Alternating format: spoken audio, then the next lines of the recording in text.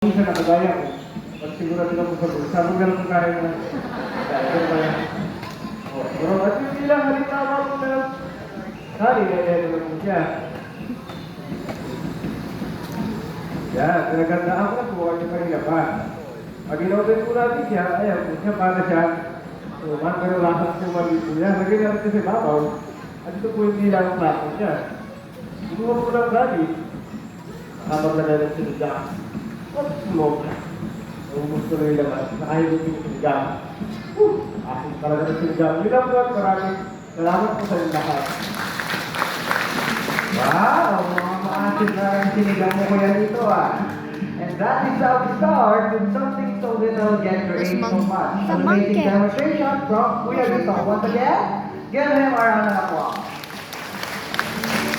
Hi everyone! Welcome here at Eco Theater. By the way, I am Jay and I am your host for today. You know what folks? It is a very wild world. That's the limit. Well, think about it. We humans, we share this earth with nearly 9 known species of mammals, birds, reptiles, insects, invertebrates, and other creatures. In short, we are surrounded with life. Okay, right here at Ocean Adventure, we have some really cool animals that you will be meeting today. And we are going to explore their amazing and mysterious world. So folks, are you ready? Alright, since you are ready, we all know that the forest is filled with life. So they are creatures of all shapes, sizes, and colors. And just like those white rats up there, am I right? Okay, be careful.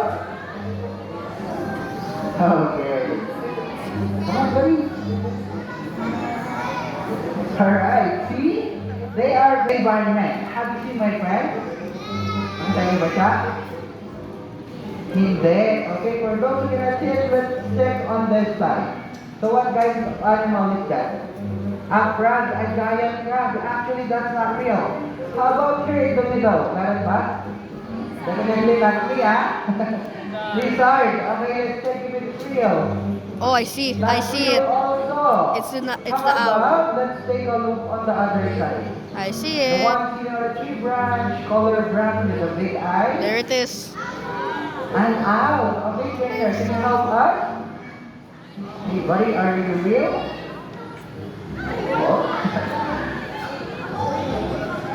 Buckles Ayun, real. gumagalaw. Totoo na. Buckles Alright. real. Actually, kanina pa po siya nandiyan. And, our little friend right here is a Luzon lowland top owl. And his name is George. And together with his bigger friend.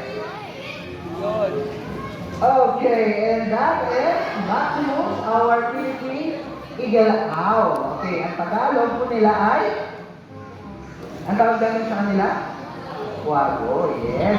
They are nocturnal, which means they are more active during nighttime. They have an amazing eyesight. Who's looking at me? Bro, looked at me, man. And also, they have specialized Is the same guy? feathers that help them muffle their calls so they can catch their prey more easily. Okay, lastly, can you guess how many degrees can owls take their head?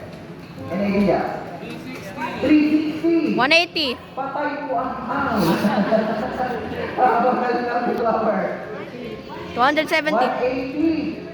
Higher. Look. 270. 270. 180. 200 pa. 270. 220. Higher. 200. 230. Higher. 270. 270. Yun. 270 degrees. Yes, Owls sir. can rotate their heads for up to 270 degrees only. Not 360 po. Exorcist. Not po siya po. Yeah. Alright. Round of applause to our Philippine owl. Thank you guys. Okay, next. Okay. Ready? Where's Buddy? Where's Bucko? Alright. Oh, okay. And there it is. That is Washi, our foxy vet, or locally known as Musa. Okay. Just like our old friend, he is busy at night looking for his food. And his eyesight is also excellent in the dark. But his specialty is his very sensitive sense of smell. Okay, to prove it, let's play a little game. Okay. Okay, well, I have 3 bamboo cups right here. And I'll place a treat under one of these bamboo cups. And Lauren's job is to stick it out. And she will go to show us that we found fruit by sticking a bamboo cup over using a spoon. Yes, it's starting to smell like buttered popcorn. Alright, can you wear it? It smells good here actually. Okay, so we have banana here, his favorite. So first, under the cup, number 3. Okay, Larry, are you ready? Come on. Go by the Zoom in on the little thing. Listen. And you found it. Wow. There's a worry. Okay, but that is so easy, right? This time we decide. So am I going to place this another 3 under bamboo cup 1 or 2? Where? 1, okay.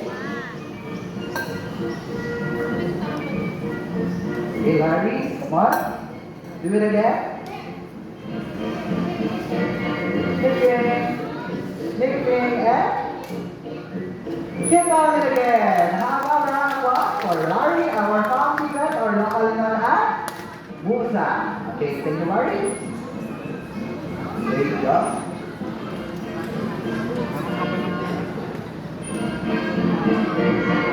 Any idea what kind of animal is that? Bearcat. Bearcat. Tiger? Bearcat? Ito. Bearcat. Another? Bearcat. Bearcat? Okay, well the Ano, answer Palawan? is right above your head. Okay, and that is Luna, our Victorian friend, or also known as Bearcat. Okay, see that long bushy tail? It helps him to balance on the vine. And that tail is prehensile, and he can hang from it. Okay, show them, Luna. Yo, it smells good. Starting to smell good here. Yeah, amazing, right? Then folks, these two dogs have a lot to say. They cackle when they are happy, a high pitch where when they're annoyed, they can branch out and eat. And also, he used their buttered popcorn smell to mark their territory. And as for his favorite rewards, he has some favorite fruits like banana, melon, apple, grapes, and even egg. Or in short, they are omnivores.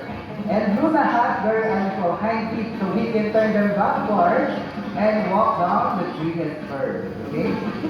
Luna? Wow. Then lastly, here in the Philippines, Binturong can only be found in the beautiful island of somewhere in Luzon. Palawan. Start with the letter B? Yes, Palawan, of course. That's why they're also referred as Palawan Bearcat. How about a round of applause for Luna, our Victorian friend? Okay, wait up, Luna. Okay, everyone, say bye to Luna. Bye, Luna. Wow. Okay, good job, Luna.